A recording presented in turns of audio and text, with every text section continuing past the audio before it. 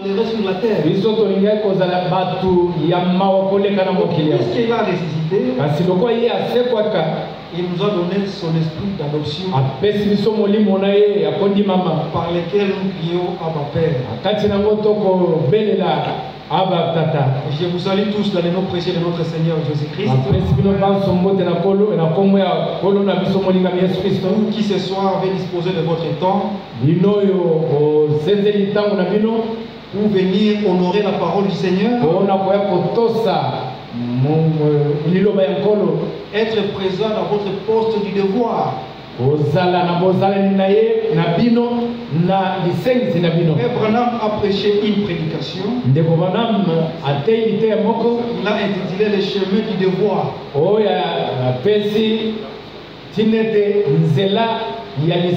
Chaque enfant de Dieu a son chemin du devoir. Raison pour laquelle il faut d'abord une expérience pour entrer dans ton chemin du devoir. La manière dont Dieu est en train de me forger dans les choses dans ce monde, dans mon chemin du devoir, ce n'est pas de la même manière qu'il va forger le frère Étienne. Mais il est fait pour un but commun, pour que nous sachions comment vivre pour les servir. Ainsi vous allez vous tenir debout. Nous allons consacrer ce culte entre les mains du Seigneur. Qu'il puisse commencer avec nous. Parce que le quorum est déjà atteint. Le quorum est déjà atteint. Moi, quand je m'approche de l'Assemblée, je ne regarde pas les nombres. Je viens pour mon Seigneur. Parce que je sais que le salut est individuel. Alors vous allez prier pour vous-même. Que votre présence ne soit vaine ici. Que le Seigneur puisse se mouvoir d'une manière personnelle, qu'il soit au rendez-vous. Prions tous ensemble. Elohim, Dieu d'Abraham, Dieu d'Isaac, Dieu de Jacob, nous te sommes infiniment reconnaissants pour cette soirée. Merci Seigneur pour ta grâce. Nous nous retrouvons devant ta sainte face. Seigneur, ce n'est pas par nos bonnes œuvres, Seigneur. Oh, si c'était par les œuvres, qui pourrait subsister devant toi? Personne ne pourrait subsister, Seigneur. Mais c'est par ta miséricorde que tu as voulu que nous nous retrouvions ici ce soir pour te louer, pour t'adorer, pour te magnifier, afin qu'à ton tour tu puisses nous modeler à ton image, l'image de ton Fils Jésus-Christ, que tu puisses nous sanctifier par ta parole, que tu puisses, Seigneur, nous bénir, que tu puisses, Seigneur, au temps convenable pour notre âme, parce que tu as dit ceci: sanctifie-les par ta parole est la vérité.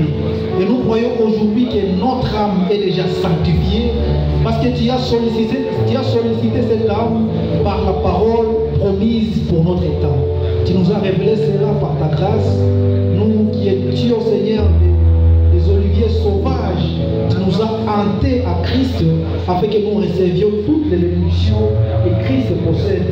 Et aujourd'hui, nous pouvons dire que nous sommes héritiers et co-héritiers de Jésus-Christ. Ce soir, Seigneur, que tu sois au rendez-vous. Nous remettons l'orateur du jour entre tes mains. Que tu sois avec lui, Seigneur. Où elle est pour qu'il puisse nous parler seulement de ta part. Loin de nous, c'est le mot de sommeil, cet esprit de sommeil. Que tu nous ouvres l'intelligence, Seigneur, que nous puissions comprendre la juste valeur. Permets que tes bénédictions nous soient accessibles. Nous pensons aussi à nos frères qui sont encore en cours de route ensemble pour que nous puissions partager ta parole ce soir. Sois loué, sois glorifié à jamais. Dans le nom précieux de notre Seigneur Jésus-Christ. Amen. Frère Géno va prôner un cantique et toujours l'attitude de la prière. Nous allons chanter.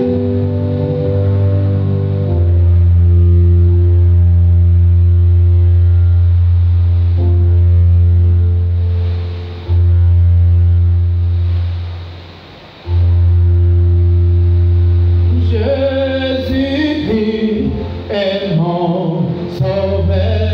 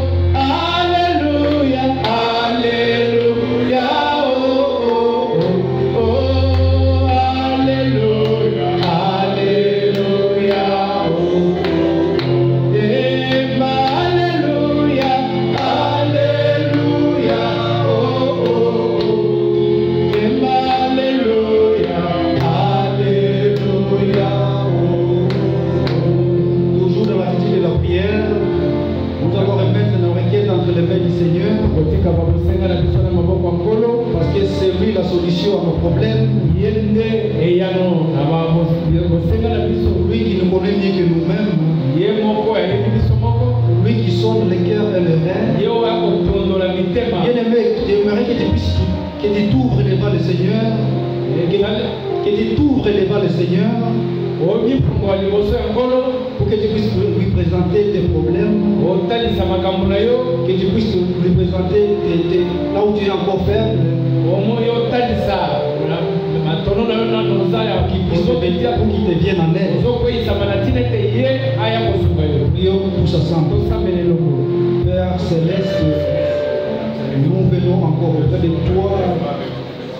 Nous te réitérons nos requêtes, Seigneur, parce que nous savons, c'est auprès de toi que nous avons la solution.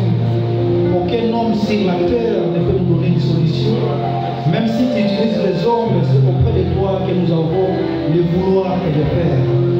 Ainsi, je viens auprès de toi en remettant tous mes problèmes, tant spirituels, physiques, matériels. Seigneur, je les dépose à tes pieds à guise de ta parole. Parce que nous savons, toi-même, tu nous as demandé de venir auprès de toi, nous tous qui sommes chargés, et tu nous donneras du repos. C'est à guise de cette parole que je vais auprès de toi. Je réitère aussi les requêtes de frères et sœurs. Que Seigneur, puisses-tu les recevoir comme un parfait de mon honneur, tout en donnant la solution aux problèmes des frères à guise de leur foi. Qu'il te plaise au Seigneur, que ce soit ainsi pour notre joie et pour ta gloire. Nous te le demandons, Seigneur, dans le nom précieux de notre Seigneur Jésus-Christ. Pour les nôtres qui sont malades, nous croyons au Seigneur que ce n'est pas que que nous sommes guéris. Nous les laissons entre tes mains, Seigneur, parce que nous croyons à la guérison divine. Et nous croyons que toute maladie est de nous. Les nôtres qui sont malades, tu connais chacun par son nom. Ceux qui sont dans les lits des hôpitaux, Seigneur, que tu puisses les toucher. Même si les médecins vont soigner, c'est toi qui as l'apanage et la guérison. Nous les laissons entre tes mains. Agis au milieu de nous, Seigneur, pour ta gloire et pour notre joie. Ainsi soit-il. Dans le nom précieux de notre Seigneur Jésus-Christ, Yahshua HaMashiach. Amen. Amen. Nous allons considérer l'écriture. Nous sommes toujours dans Apocalypse chapitre 6. Apocalypse chapitre 6.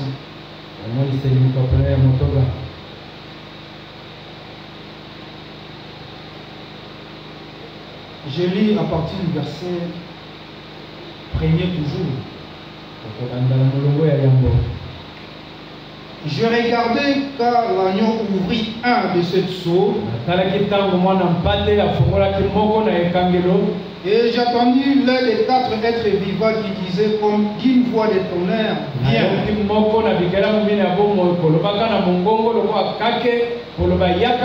J'ai regardé et voici parut un cheval blanc.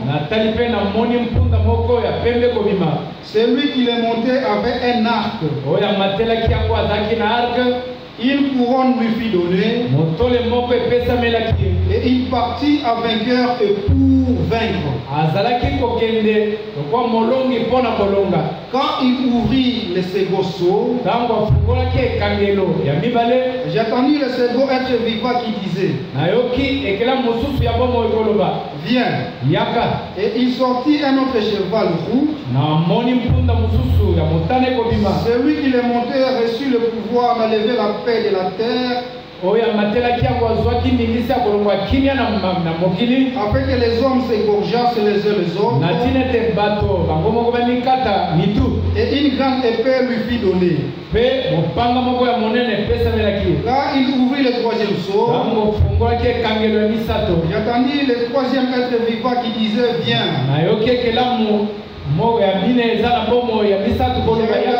J'ai regardé, voici parut un cheval noir. Celui qui les montait tenait une balance dans sa main. Et j'attendis au milieu des quatre êtres vivants. Une voix qui disait, une mesure de blé pour un denier, et 3 mesures d'orge pour un denier. Mais ne faites point du mal à l'huile et au vin. Quand il ouvrit le 4e seau, j'attendis la voix du 4e être vivant qui disait, viens. J'ai regardé, voici Paris un cheval d'une couleur pâle. Celui qui l'a monté s'est nommé la mort. Et le séjour des morts l'accompagnait. Le pouvoir leur fut donné sur les quarts de la terre pour faire périr les hommes par l'épée, par la famine, par la mortalité et par les bêtes sauvages de la terre. Que le Seigneur bénisse la lecture de sa parole. Vous allez vous mettre.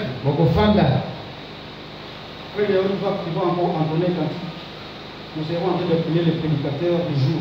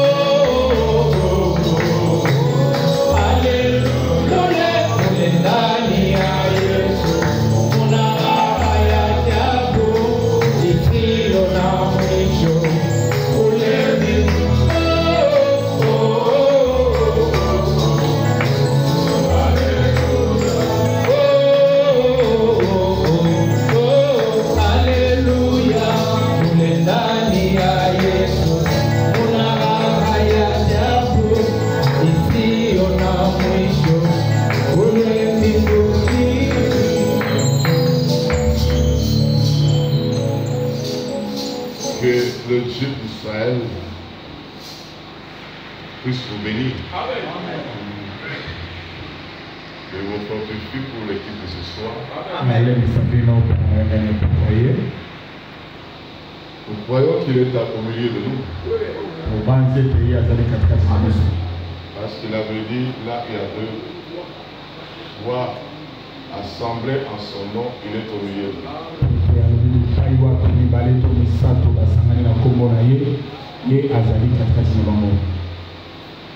Nous sommes venus l'adorer. Chacun est venu apporter l'adoration. Vous savez, quand vous êtes devant le Seigneur, utilisez votre téléphone uniquement pour lire le verset de la Bible.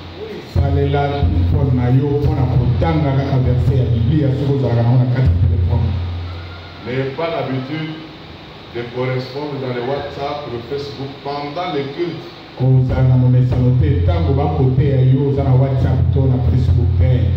Je le remarque que le diacre mon frère. La plupart des jeunes ici, quand ils viennent, vous le trouverez dans le WhatsApp, le Facebook, d'autres même avec l'écouteur pendant le culte.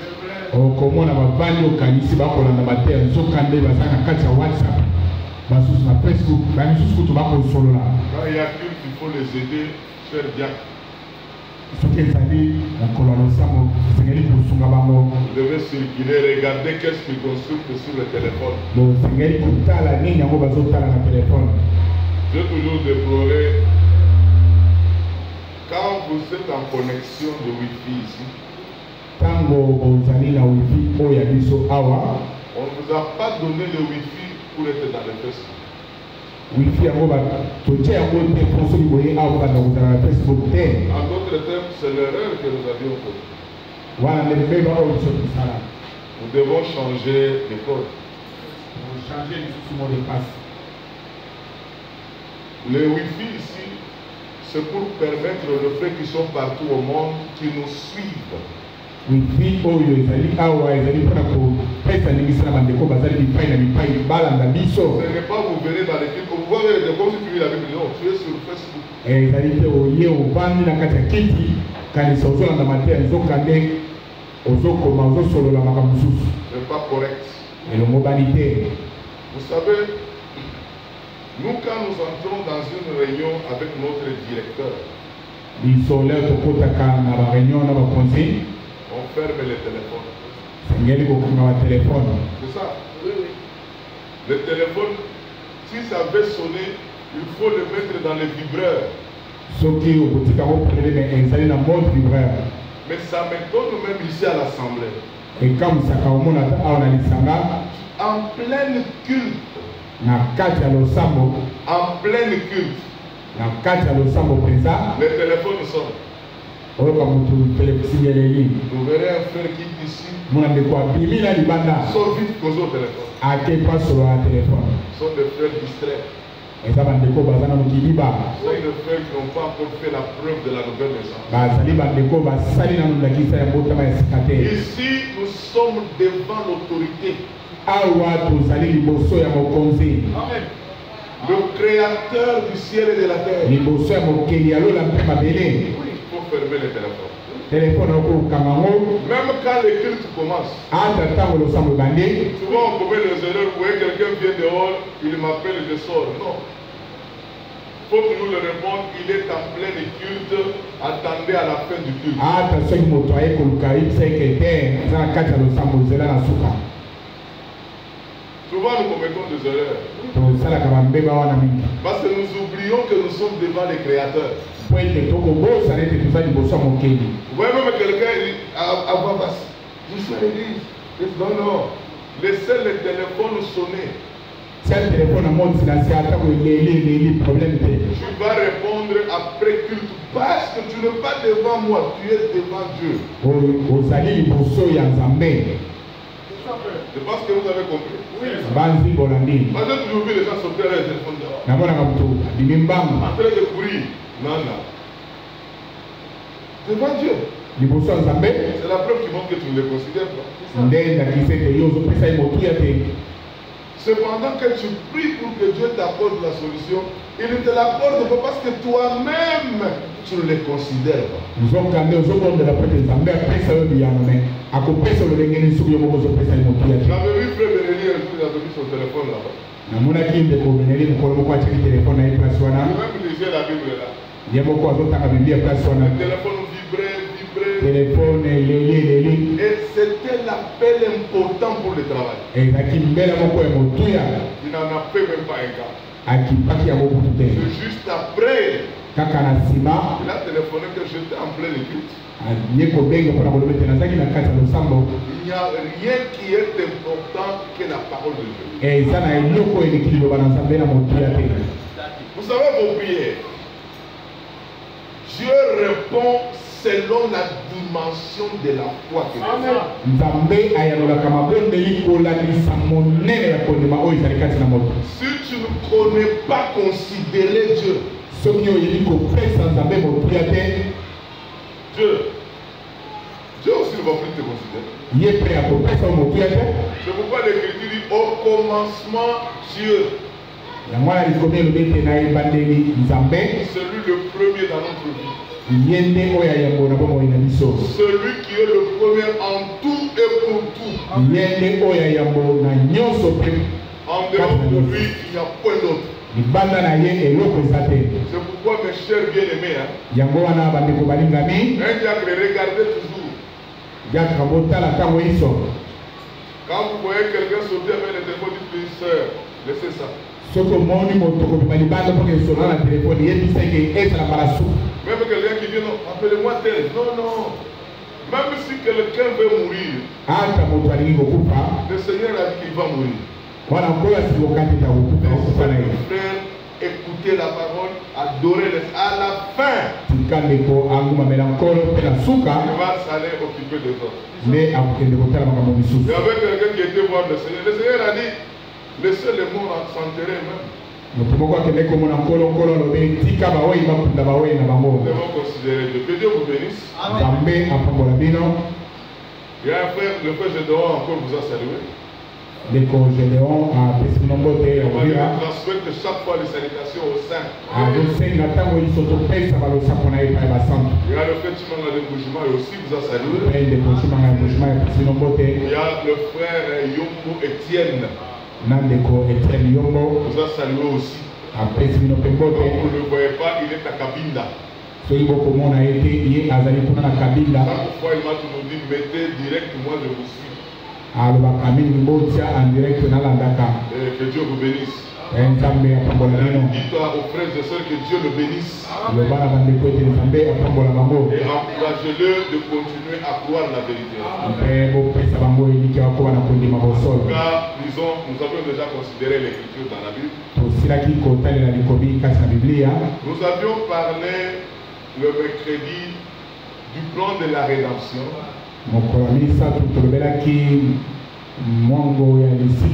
En considérant le livre de Ruth, la Moabite. Nous avions montré que si vous comprenez bien les types là, vous allez voir d'où nous sommes venus. Et comment nous sommes parvenus à Dieu. Parce que Dieu, quand il avait fait la promesse de dire dans Ésaïe 35:4,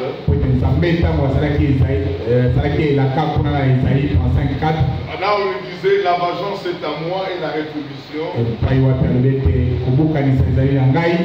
je viendrai moi-même, je vous sauverai. Et quand il avait dit encore qu'une vierge concevra et l'enfantera un fils, quand il avait dit encore un enfant nous est né, un fils nous est donné, toutes ces promesses-là étaient pour l'Israël. Alléluia. Nous n'étions pas dans ce programme-là.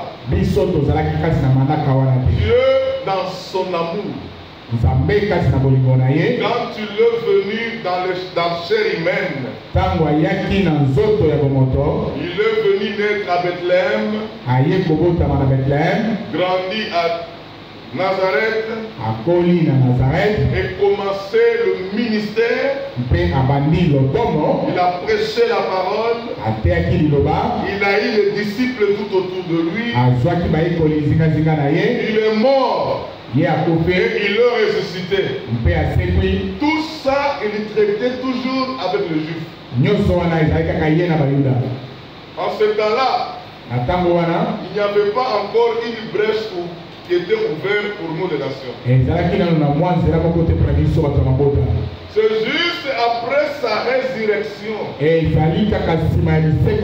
Quand tu l'avais vu que l'Israël, le Juif, ne croyait pas. Cela s'accomplissait l'écriture qu'il a jeté son regard parmi les nations. C'est comme ça qu'il est venu vers nous. Et nous qui croyons individuellement à la promesse de notre temps, il fait de nous des enfants de Dieu. C'est ainsi qu'il avait expliqué ça depuis l'Ancien Testament dans le livre de Ruth. Il y avait Elkana qui habitait à Bethléem. Elkana était le mari de Naomi. Ils avaient mis au monde Elimelech plutôt. Elimelech, je m'excuse. Il était le mari de Naomi. Et ils avaient mis au monde 2 garçons, Maclon et Cleon. À cause de la famine, ils ont quitté Bethléem pour aller séjourner dans le pays de Moab. Et quand ils sont arrivés à Moab, les 2 enfants de Naomi, Maclon et Cleon, ont épousé des femmes moabites. Le premier a pris Orpa et le deuxième a épousé Ruth. Maintenant, qu'est-ce qui s'est passé? Comme il y a un principe de la parole, Dieu n'a jamais béni l'Israël en dehors de sa patrie. Il fallait que l'Israël retourne dans sa patrie pour recevoir la bénédiction. Aussi, Dieu nous bénit dans la parole de la promesse. C'est ça notre partie. Alors là où ils étaient partis à Moab, l'homme est mort. Elimelech est mort. Et ces 2 enfants, ces 2 garçons aussi sont morts. C'est-à-dire Naomi est restée veuve. Et Ruth, sa belle-fille, veuve. Et Orpa. Quand Naomi a appris que Dieu a visité Bethléem, et à Bethléem il y avait du pain, elle a dit à ses soeurs-là, il y a ces belles filles que je viens d'apprendre que Dieu a visité mon pays. Je veux retourner chez nous. Alors je n'ai pas d'âge pour mettre des enfants au monde pour qu'ils deviennent vos maris. Je vous souhaiterais de retourner chez vous. C'est là où on avait vu la position de ces 2 femmes-là qui représentaient les 2 églises.